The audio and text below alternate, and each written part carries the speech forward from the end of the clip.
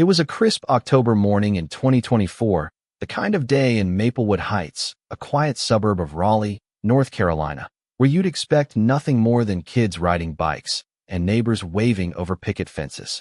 I was hunched over my dining room table, a cold cup of coffee in hand, grading essays for my high school history class. My pen hovered over a particularly shaky analysis of the Revolutionary War when 3 sharp knocks rattled my front door. The kind of knocks that make you think someone's either delivering bad news or demanding your immediate attention. Through the peephole, I saw 3 figures in what looked like police uniforms, shoulders squared, scanning my front yard like they were expecting a standoff. I opened the door, and something fell off right away. Their uniforms were too crisp, badges gleaming like they'd just been unwrapped from plastic. The leader, a tall guy with a salt and pepper beard, held a clipboard with glossy paper clipped to it. "Good morning, sir," he said, voice dripping with rehearsed authority.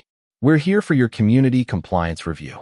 My wife, Sarah, a federal marshal with a nose for nonsense, stood just behind me, arms crossed, giving them the kind of look that could make a guilty man confess on the spot. I'm Tom Reynolds, a history teacher with 15 years of sniffing out forged hall passes and plagiarized essays, so my radar was already pinging. This wasn't right. The leader, who introduced himself as Officer Grant, handed me a document that screamed official but smelled like a scam. Yellow microdots speckled the page, the kind you don't notice unless you're looking for them. "I teach civics. I know homeowner associations can fine you or slap a lien, but they don't send uniformed goons to your doorstep without consent." "Which department sent you?" I asked, watching their faces. They froze, exchanging glances like students caught passing notes. Grant cleared his throat. "Community Standards Unit," he said, as if that explained anything. I pushed harder. "Which agency? City? County?" The shorter guy, twitchy and sweating despite the fall chill, shifted his weight. The third guy kept glancing at the street like he was waiting for a getaway car. I've seen enough teenagers try to BS their way through a pop quiz to know when someone's making it up. Sarah stepped forward, her marshal's badge catching the morning light. The effect was instant. Grant's face drained of color. Twitchy took a step back, and the quiet one muttered something under his breath. They bolted to a sedan parked at the curb, leaving their fake paperwork behind in a coffee-stained heap. I snapped photos of the document, the car's license plate, and saved our Ring camera footage, my teacher instincts screaming this was more than a prank. Impersonating law enforcement is a federal crime. 18 U.S.C. 912, up to 3 years in prison. This wasn't just a nosy neighbor flexing HOA power, this was something darker. By noon, I was still shaken, replaying the encounter while trying to focus on grading. That's when Laura Bennett, the HOA's treasurer and self-appointed watchdog, showed up at my driveway. She moved with the calculated grace of someone who'd practiced her speech in the mirror. "Tom, I'm so sorry about the mix-up," she said, settling onto my front steps like we were old friends. "Those weren't our people." Her smile was too perfect, her concern too polished. I watched her eyes dart to my living room window, scanning like she was casing the place. "Know who they were?" I asked, channeling my inner quizmaster. She shook her head, but her notepad pulled out mid-conversation felt oddly formal for a neighborly chat. "I'll look into it internally," she said, scribbling. Her theories came fast. Kids pulling pranks, maybe a church group in costumes, or a film crew gone rogue. Each excuse felt like a deflection, designed to make me drop it.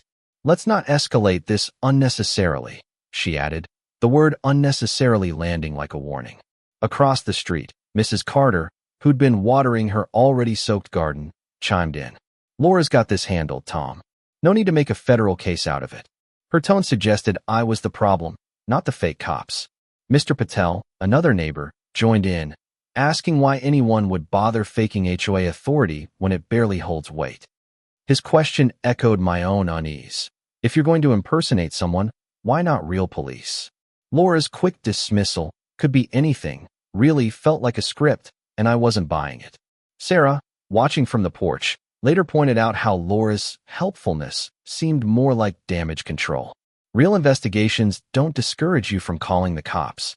The next day, I was at QuickPrint, a dingy copy shop near downtown Raleigh, trying to make 30 copies of a Constitution worksheet for my class. The school's copier had died, naturally, right before a test.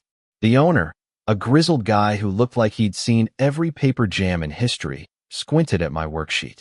Funny, he muttered, holding it up to the light. Someone else brought in something like this yesterday. Real official looking. My stomach dropped. He returned with a document identical to the one the fake officers left, same glossy paper, same font, same microdots, but targeting a different address in Maplewood. A repair tech, wiping ink off his hands, overheard us. Yeah, those weird forms have been coming through all week, he said. Same printer signature every time, those yellow dots. He explained how commercial printers embed tracking codes, invisible unless you know where to look. This wasn't some kid with a home printer. This was professional-grade fraud. I asked for a signed statement and photocopies, labeling them Exhibits 1 through 4 for my growing evidence file. The tech confirmed the documents came from the same high-end machine, suggesting someone with serious resources was targeting multiple families. This wasn't a one-off, it was a coordinated scam. Feeling like I'd cracked something big, I called my friend Mike Torres, a deputy sheriff who'd worked with Sarah before she went federal.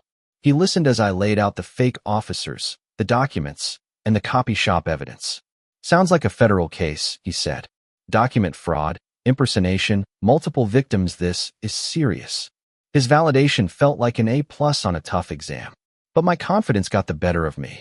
That evening, a man named Victor Hayes knocked on my door, claiming to be from the Compliance Enforcement Division. His badge looked as fake as the others, but I was riding high from Mike's encouragement. I let slip about the copy shop, the microdots, and our plan to involve federal prosecutors. Victor nodded, asking pointed questions about our timeline and contacts, his eyes sharp like he was memorizing every word. After he left, Mike called back, his voice tight.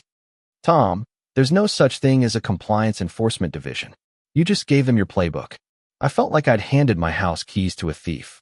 I'd spilled everything, our evidence, our strategy, our law enforcement ties. Victor now knew exactly how to stay ahead of us. The fallout hit fast. By Wednesday, neighbors I'd known for years started avoiding me. Mrs. Carter wouldn't meet my eyes. Mr. Patel crossed the street to dodge a conversation.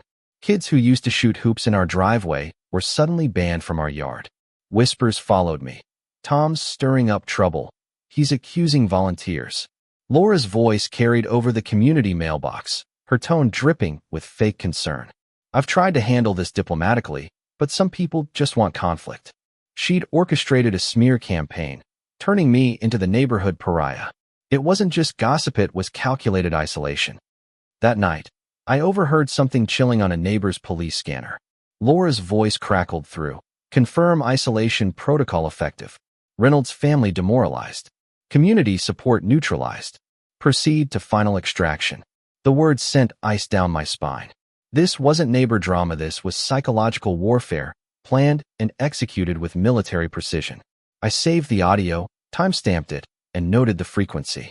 Victor's voice followed, confirming he'd gathered intel from me. They were accelerating their plan, whatever final extraction meant.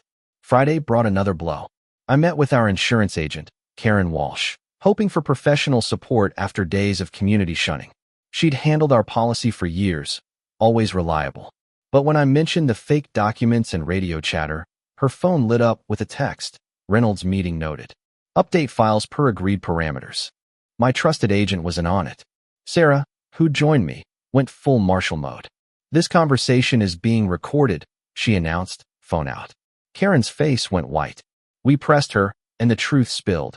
She'd been filing fake violation reports to jack up our premiums, splitting kickbacks with Laura. Multiple families were targeted, their properties flagged with fabricated issues to justify rate hikes. We photographed the text, documented her admissions, and left with evidence of a sprawling insurance fraud scheme tied to the fake HOA documents. The clock was ticking. Mike called Saturday morning, October 12, 2024, with bad news. Federal prosecutors needed hard evidence within 24 hours, or the case would drop to state level, where penalties were a slap on the wrist. Desperate, I considered breaking into the HOA office, but Sarah stopped me. Community storage is legally accessible, she said. That night, I used my resident key to enter the HOA storage shed behind their Raleigh office. Inside, I found boxes of pre-printed compliance forms, financial records with Victor's signature, and professional-grade radios matching the scanner chatter.